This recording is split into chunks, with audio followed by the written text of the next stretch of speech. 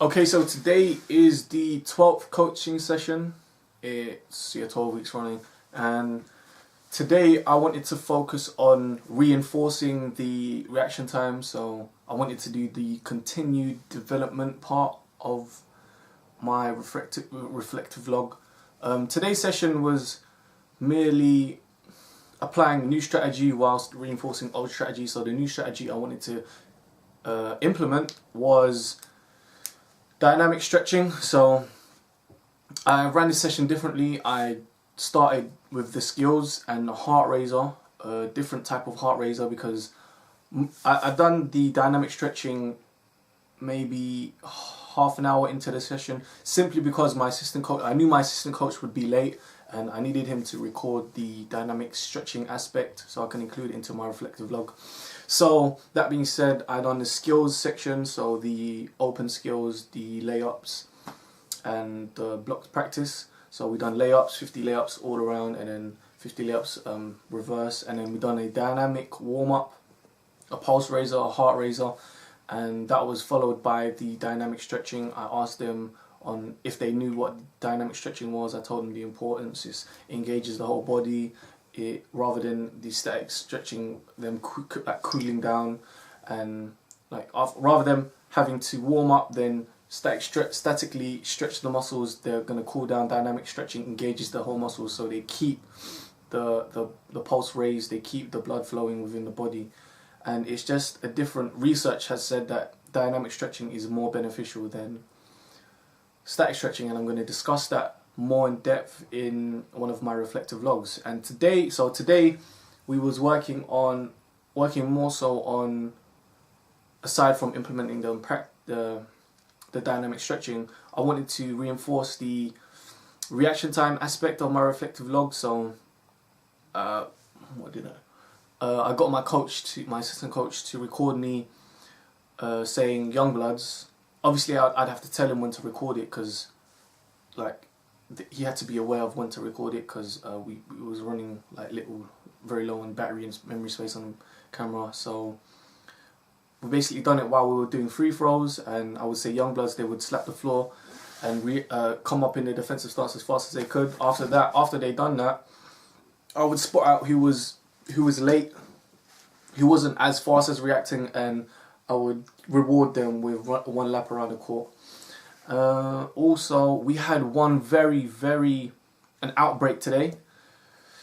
During the skills section at the start, when I was doing the layups with the kids, I blew my whistle, and usually when I blow the whistle they stop, but there's always a few kids, or one kid in particular, who just doesn't stop. He'll hear the whistle and he'll still go up for the layup. And this guy, this young kid, his name was Morgan, but all this is confidential, so it doesn't really matter. He heard the whistle, he deliberately laid the ball up, and I was like, just come and join in. I didn't even convey or seem like I was mad at him. I was just like, what are you doing? Just come and join the line. And then he just flipped. He didn't flip, but he just got the ball and then he threw it, because we're in the leisure centre, and the bottom half is the basketball court, and then there's a gym area obviously surrounding the basketball court, and it hit the glass window, and I was just like, so I didn't really want to, I didn't know how to deal with this. Dealing with this was fairly new to me. So what I done was, I said to him, can you get the ball please? He said no. I said, okay, I'm going to ask you one more time, can you please get the ball that you threw? Because I don't know why he just stopped. He just, because I blew the whistle, he didn't rejoin the line. Everyone was there, and he was the only one. He's very attention seeking as well. When a foul happens, he overzealous everything. And I told him, listen, you threw the ball, so I'm not going to get the ball that you deliberately threw. And this was probably the best way to deal with it. I said to him, listen, if you're not going to pick up the ball, then all I suggest you do is leave my session. And then he accepted, and he took his basketball and he left. He left quite calmly, but obviously all the tension was on him. and all the kids were looking. After he left, I told the kids, I said to them, listen, guys, I'm here for you guys, and this session is more so for you, for the benefit of you, because we base everything, we plan these sessions around your skills and your enjoyment. So, and I told them, you don't have to be here if you don't want to be here. If you don't want to listen, that's fine with me. I would invite you to leave my session.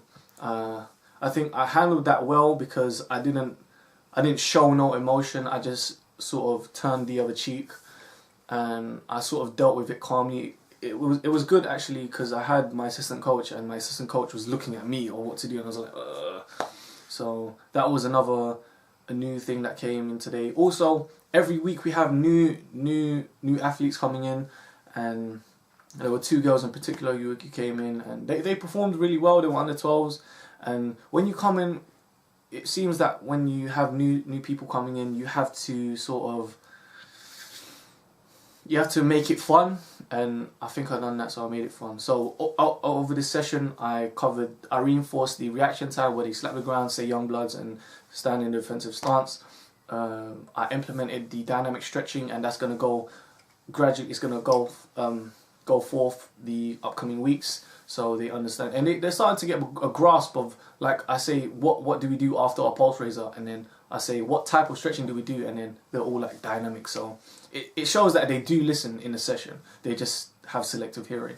So I done reaction time, dynamic stretching, I dealt with the troublesome kid, and at the end, the last hour, we done random practice, where we done game scenarios, because we needed to work on it for our upcoming game, which is next week. So I'll see you in the next video log.